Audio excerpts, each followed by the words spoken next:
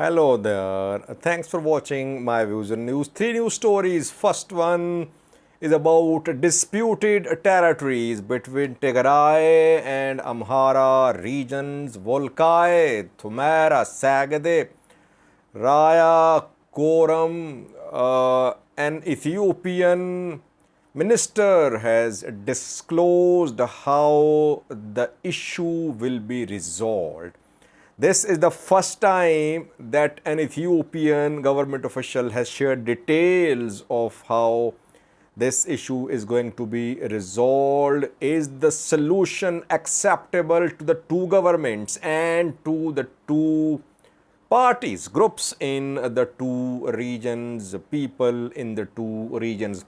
Secondly, a top former Amhara government official has been arrested this week, but his family confirmed today. And thirdly, disappointing statement from Ethiopia about the killing of its people, of its citizens on Yemen-Saudi Arabia border. Yesterday, Human Rights Watch published a report saying that hundreds of Ethiopians had been killed in the last 1 year or so trying to cross into Saudi Arabia from Yemen. Human Rights Watch accused Saudi security forces, border guards, that they were firing at Ethiopians who were trying to enter Saudi Arabia from Yemen. Ethiopian government spoke today. Statement is disappointing. Firstly, viewers, future status of Raya and Wolkait. It seems that the two regional governments, Tigray interim government and Amhara regional government, they have reached some understandings in the presence of federal government officials. The understandings are not being made public. People are not being taken on board in the two regional state about how the issue of Wolkait Raya, Amhara, is going to be resolved. Tigray is celebrating Ashinda festival in August. Tigrayans celebrate, Tigrayan ladies celebrate this festival. Abraham Bale is Ethiopian defense minister. He is a Tigrayan too. He posted a message in connection with Ashinda festival. Abraham Bale was appointed as Tigray interim president when war was ongoing in Tigray, if you remember. Later, Tigray forces retook Mekelle, and Abraham Bale and his administration came to an end. He's a Tigrayan, but he's working with the federal government. In the 2-year-long war, he kept on working with the federal government. He, first of all, said that he used words like our people, our people. When I read his message, I felt as if he was talking from a Tigrayan point of view, not from Ethiopian point of view, though he is Ethiopian Minister of Defense. He used the words, our people, our people. He said, our people are still suffering. Questions have not been answered. Demands have not been fully answered.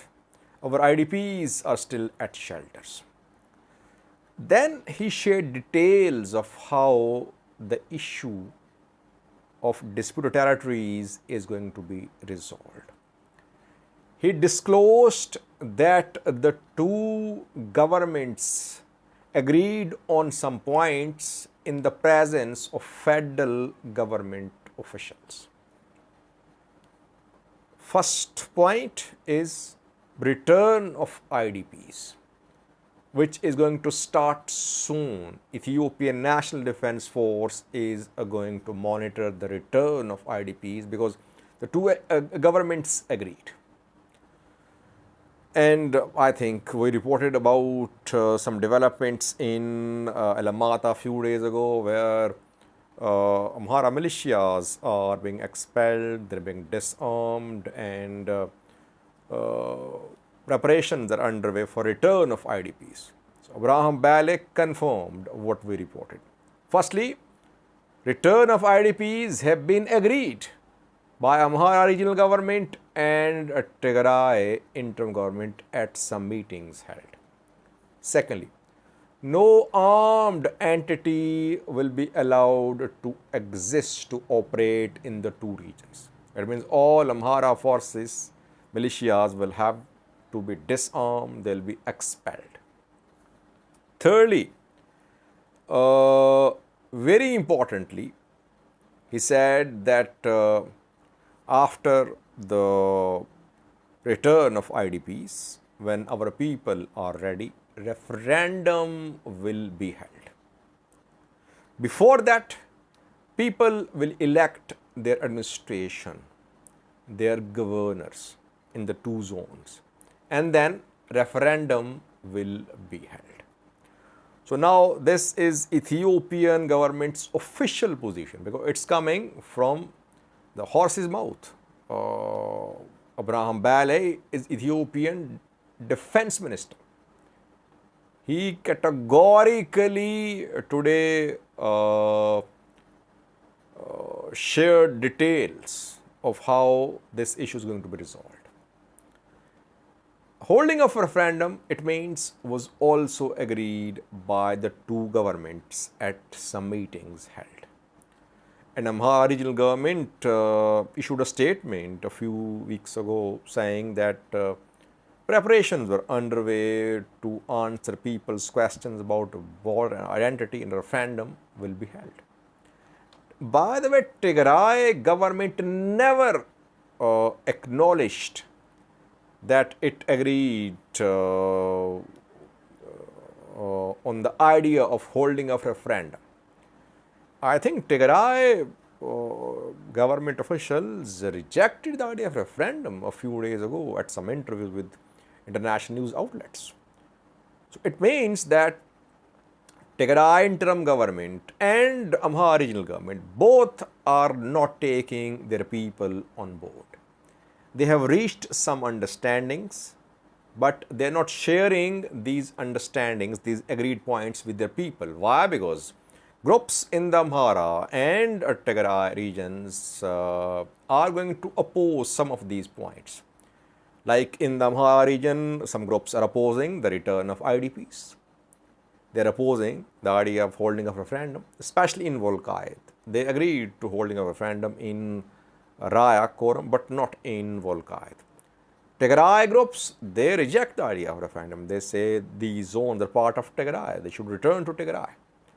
So overall, now we can sum up that Ethiopian government has made its official position public today. But this solution is going to be opposed by some groups in Amhara and Tigray. Fano factions are against referendum. Damakizadu's militia administration against referendum. Some groups in Tigray against referendum. Even Damakizadu administration is opposing the idea of the proposal of return of IDPs.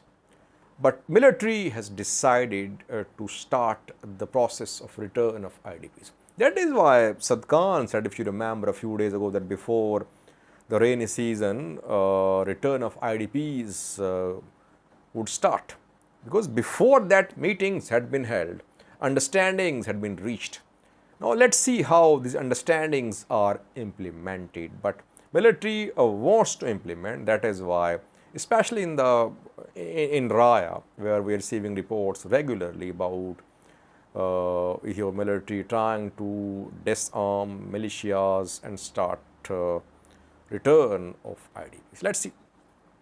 But I think both governments should tell their people what they have agreed with the federal government about how to resolve the dispute over Raya, Wolkait, Quorum, Humaira Sagade. Secondly, viewers, a top former Amhara regional government official has been arrested. Arrests are not something new in the Amhara region, but top level arrests are being confirmed. Some Prosperity Party members being arrested, Shorobit mayor arrested, several others arrested too. The man arrested worked as Amhara region's peace and security head, top man in Amhara region, who leads, you can say to some extent, regional security structure. His name is Alabel Amar. Alabel Amar, as I said, worked as peace and security in charge, arrested by security forces. Arrested 2 to 3 days ago, I think, but his family confirmed today that he is missing. His family says that it does not know the whereabouts of Alabel Amar, but people told the family members that Alabel had been arrested. Alabel's security guards arrested too. So when he was arrested by security forces, not by foreign fighters. But if he's been arrested under state of emergency proclamation, no one is going to know what his crimes are, where he's being kept. Because we don't know about other prisoners who were arrested under the state of emergency proclamation. Where are they? Rumors going around that they are not in Amhara, they are being kept in prisons outside Amhara. But state of emergency proclamation arrests are not challengeable at courts. So courts cannot take cognizance.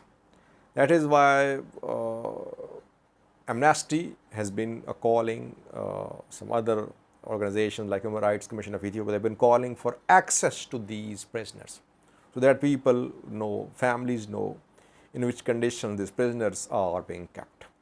Thirdly, there was a very disappointing statement from Ethiopian government about deaths, murder rather, massacre of its citizens on Yemen, Saudi Arabia border. Yesterday, Human Rights Watch published a report, an international human rights organization. It said that hundreds of Ethiopians had been killed within the last 1 year or so by Saudi security guards. Ethiopians tried to enter Saudi Arabia from Yemen, but border guards fired at them. In several separate incidents, hundreds were killed, according to Human Rights Watch, and thousands killed over the past several years. The Human Rights Watch interviewed people, it contacted these refugees, their family members. Ethiopian government issued a statement today responding to Human Rights Watch's report. Government statement very disappointing. Government says it will conduct investigation in tandem with Saudi government, in collaboration, or you can say in parallel. Secondly, government says that no one should spread speculations. Restraint should be shown. Thirdly, government says that it has good relations with Saudi Arabia, notwithstanding this unfortunate tragedy. So, in spite of this tragedy, government says it has good relation with Saudi Arabia. Lives of Ethiopians don't matter for this government, it seems. That government is reiterating its position that it enjoys good relations with Saudi Arabia, while hundreds of its citizens have been massacred on Saudi Arabia-Yemen border. Why? Because government knows that 400,000, around 800,000 Ethiopians are in Saudi Arabia. Half of them almost illegally entered there. Illegal migration from Ethiopia through Yemen to Saudi Arabia has been ongoing for years. And those working in Saudi Arabia, obviously, they send remittance to Ethiopian government. That is why Ethiopia does not want to complicate its relation with Saudi Arabia. No matter how many are killed by Saudi authorities on Yemen, Saudi Arabia border. Thanks for watching.